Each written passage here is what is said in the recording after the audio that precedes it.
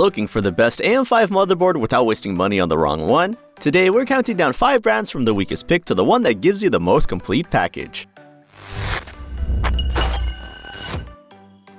Coming in last, this one is the budget survival pick. It gives you the basics to get onto AM5 without completely stripping the platform down, but compared with the rest of this list, it's clearly the most compromised board.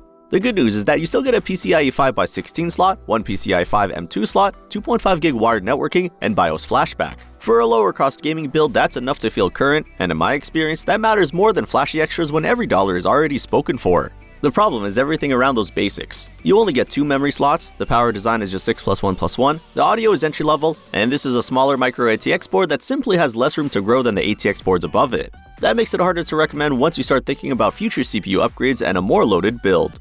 This is the board for someone building as cheaply as possible and planning to stay fairly modest with the rest of the system. And yes, links to all the boards in this roundup at the best price are in the description under the video. In 4th place, this board feels like a step up simply because it gives you a full-size ATX layout and a lot more breathing room. It's still a value-focused pick, but now you're not squeezed into the same corner as the similar board. You get 4 memory slots, 3 M2 slots, Wi-Fi 6E, and a decent spread of expansion for a mainstream gaming build. That makes it more flexible than the board below it, especially for anyone who wants more storage or more RAM down the road. But there are still some obvious cuts. The main graphics slot is PCIe 4, the wired networking is only 1GB, and the second CPU-connected M2 slot is limited to PCIe 4x2, which is not exactly exciting. So while it's more roomy than the ASRock, it still doesn't feel especially premium.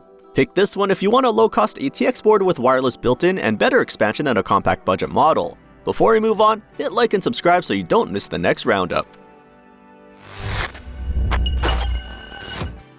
3rd place goes to the Tough board, and this is where the list starts to feel really easy to recommend. It's not trying to be flashy, it's trying to be dependable, and that makes it appealing for a lot of builders. Compared with the Gigabyte option, you get 2.5GB wired networking, a more confidence-inspiring reputation for solid day-to-day use, and a feature set that covers what most gamers actually need.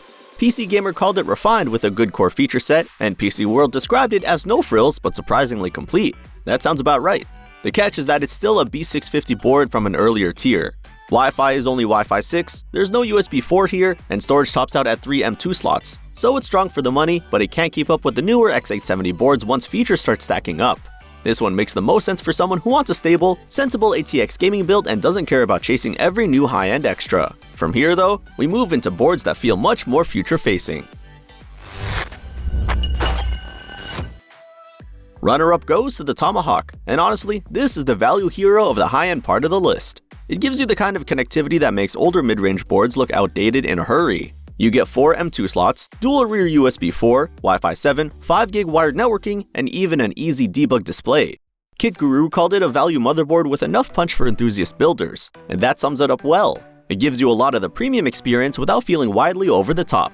What keeps it out of first is that one annoying compromise. The rear 40GB per second USB Type-C ports share bandwidth with a second PCIe 5 M2 slot. So the board is powerful, but not quite as cleanly executed as the top pick. This is the sweet spot for builders who want a loaded AM5 board with fast networking and modern I/O, but still care about value. If that sounds like you, this board is very easy to love. And in 1st place, the Strix board takes it. This is the most complete and polished option in the group, and it feels like the board that leaves the fewest question marks hanging over your build. It packs a strong 16+2+2 power design, 4 M2 slots with 2 running at PCIe 5, dual USB 4, Wi-Fi 7, and a stack of builder-friendly touches like tool-free M2 features and easy-release hardware. Compared with the MSI, the wired networking is slower, but the overall package feels more premium and more enthusiast-focused. The main drawback is simple. This is the kind of board that can cost more than many people really need. If your build is more practical than ambitious, the MSI gives you a better value story. But if you want the strongest all-around board in this lineup, this is the one I would point to first. This is for the builder who wants a premium AM5 board that looks sharp, feels modern, and gives high-end CPUs plenty of room to stretch. And when you're spending this much on a platform, that extra confidence matters.